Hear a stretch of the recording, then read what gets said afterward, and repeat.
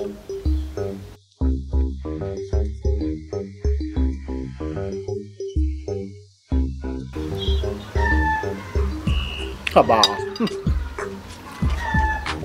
Sisig na parang Bicol Express, na parang dinakdakan.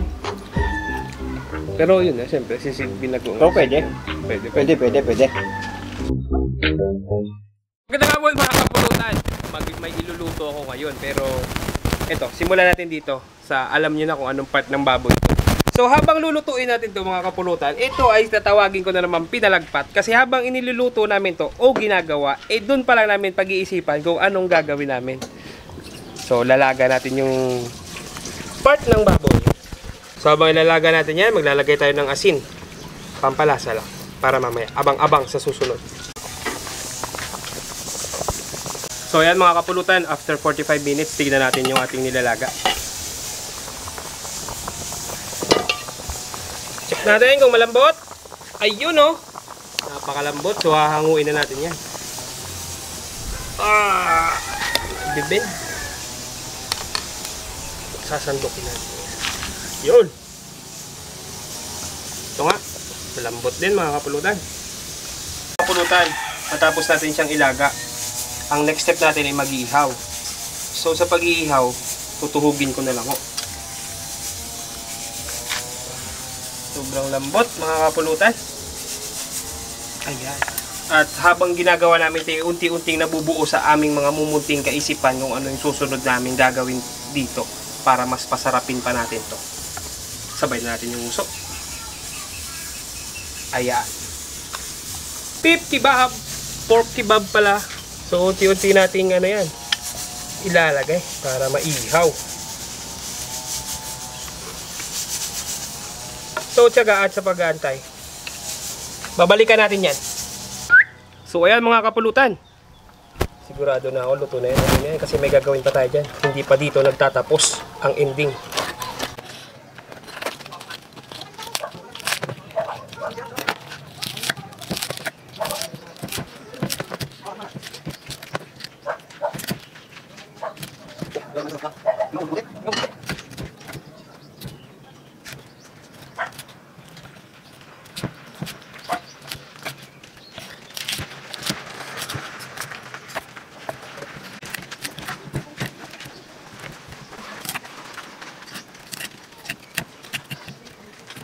Mga kapulutan, susunod na nating step nagpainit ako ng mantika. So after ng mantika gaya nga ng sabi ko, palagpat yung luto. Nakakita ako ng butter sa rep.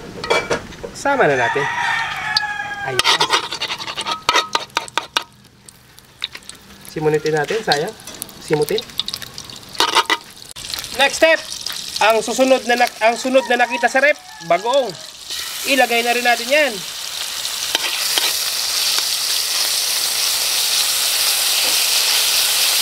Susunod, ang ating hiniwa-hiwang baboy na galing sa pag-iihaw. Ang galing ng sisig mo. Oh, hindi ko sana sasabihin. Tatanungin ko pa sana sila kung may hint ka na eh. Ay, galit nyo. Spoiler alert. Halu-haluin po para sa po sila. Getting to know each other sila ng alamang. Suka na tansya-tansya.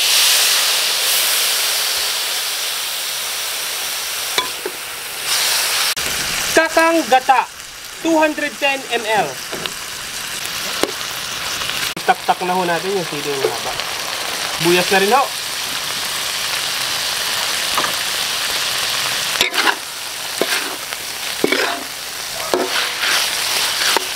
Ito na ho ang ating, hindi ko alam. Sasali na ho natin dyan sa ating malinis na lalagyan. Sa punto pong ito, hindi nyo po alam kung ano yung niluto po. Kung ito ba ay sisig, dinakdakan, o Bicol Express. Meron akong itlog dito mga kapulutan. Meron ka naman talaga. Oo, bagong kamot to. Ayan, lalagay natin dyan. At halu-haluin. Habang mainit pa po yung ating niluto.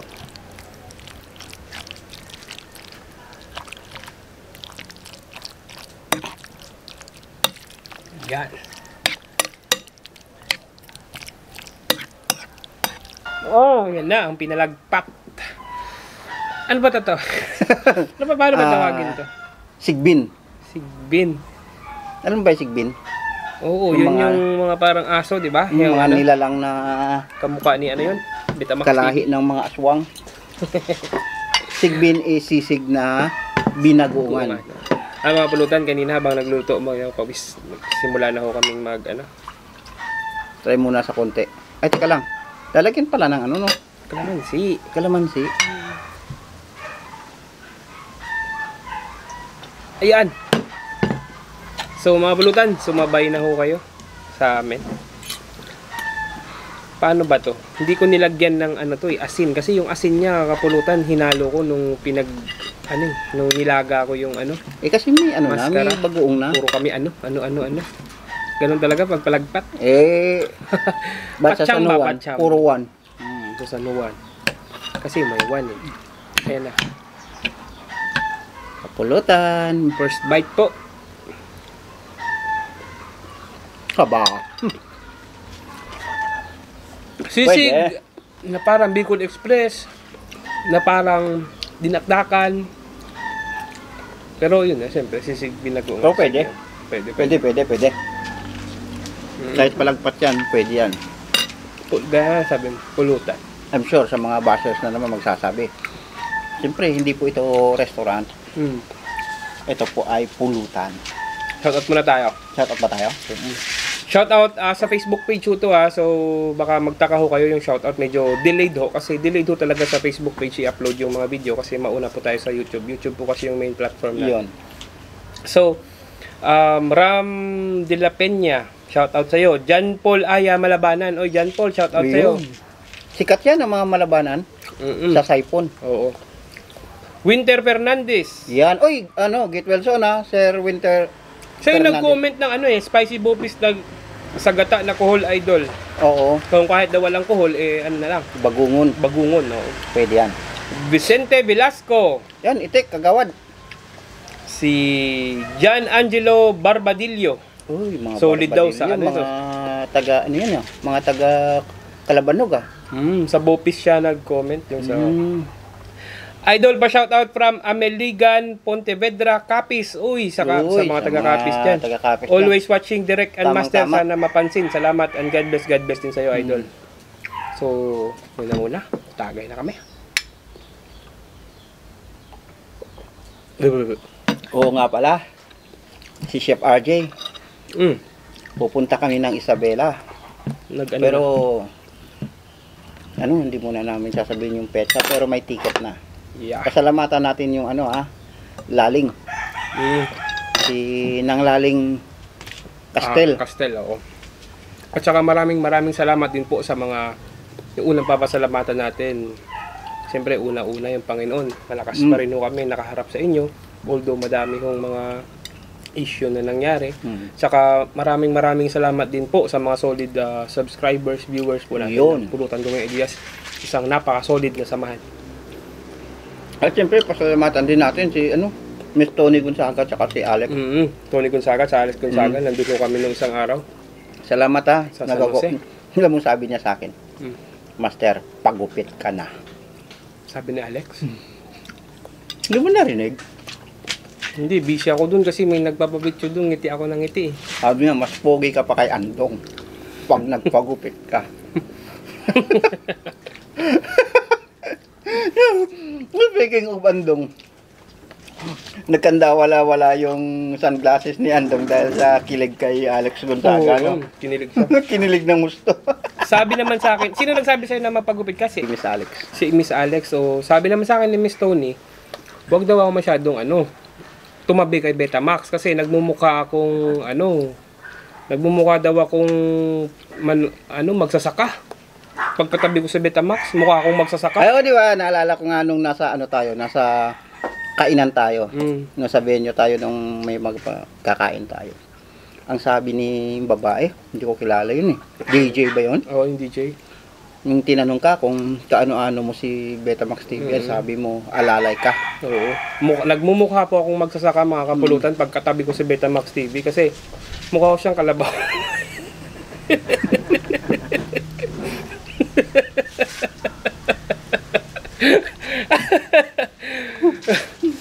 Grabe si Betamax TV. Ang sikat-sikat ni Betamax TV nung pumunta kami ng San Jose Antique. Alam mo, ang bata-bata pala ni Alex Gonzaga, no? Tignan, no? Napakabata nila, tignan, no? Although may mga edad na rin yan. Oo. Sila Tony, no? Si Tony, yung nakita Kasi nung tumabi si Randy, biglang bumata yung dalawa, eh. Nadali na yung kabab dito mga kapulutan. Mamaya-maya, inaantay po namin sila dumating kasi sabi namin magluto. Hindi kasi, kasama namin yung Kagutom TV, Betamax TV, at saka Randy and Andong doon sa San Jose Antique at umatin kami doon sa amin. May ano kasi kami, may tawag dito? Invitation. No? Tapos si Betamax TV nanlibre dun sa manok tinuslok. Ay, oo. Si Betamax bang nang libre nun? Oo. Napakain tuloy ako. Tapos, ang ending, sino nagbayad? Si Matet. Si Matet? Magaling talaga yan si Betamax Dumiskarte. Makas mag-aya, libre daw. Tapos, ako nagbayad ng soft drinks. Ganyan talaga yan ang mga diskarte niya. Naalala ko tuloy. Buti nga sinabi mo. Piyesta sa kanila. Sa San Juan, Libertad. Shout out. Ang usapan, maghahanap siya ng 4 na pirasong native na manok. Oh. Sabi ko kasi pupunta kami ron. Pero ako magbabayad. Siyempre, alangan naman magpapaalila tayo dun sa kanila. Kakaya naman, di ba? Abaw. Yaron. Abaw. Pagdating namin dun, kahit kuko ng manok, wala. Kinain na niya? Hindi, hinuhuli pa lang. Alin? Tapos, ang sabi niya, di nagkakwentuhan na. Eto si Betamax TV, mahilig to sa sa kwentong Kwentong barbero. Sabi niya, kasi kagabi hindi ako nakahanap ng manok kasi nagkatay kami ng baboy. Sabi niya. Kasi piyesta. Piyesta. Di naniwala naman kami. Kasama ko si Randy Anandong, si Matit. Di naniwala. Maya-maya nung inuman na. Inuman na, dumating yung pamangkin ni Betamax TV. Sabi hindi daw pala nagising to. Dahil lasing na lasing. Mabilis lang ho talaga malasing si Betamax TV. Mabilis lang ho siya mapuno. Tapos, ang ginawa pa niya, nung nagising, nanghingi pa ng lomo. Ng baboy. Ay. Itumulong daw siya samantalang tulog. Parang ang bait-bait naman nun ni Mabait talaga. Betamax TV. Kasi, kanina, doon ako galing sa kanila. So, bago ako pumunta dito. Nakikain na naman ako doon. Si Betamax TV kasi, mapagkumbaba yan. Mapagkumbaba talaga. Oo. Hindi lang mapagkumbaba. Mapagkumbaba.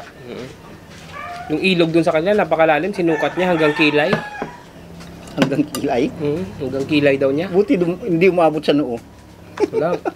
Hindi pa, hanggang kilay lang. Tapos nung tumawid ako, hindi pa nga dumagpas sa tuhod ko. Pero mabait na tao. Ganun lang ho kami maglukwad mga kapurutan, pero magkakaibigan po kami. At ayun na nga, dahil parating na sila, bago maubos to on cam, tatapusin na po natin. Tira natin sila. Tira namin. Kasi hindi po mukbangan to, kung sa kanilang channel, ubos yan. Sa amin kasi ideas lang. Ideas lang po. So, kayo na po humusga kung paano nangyari dyan kahit naging ganyan yan. Sa imahinasyon nyo, kung ano yung magiging lasa niya. Pero para sa akin, malinamnam. Bahala na si Edith kung anong title yung ano niya dyan. Yan po mga kapulutan. Paalam na po.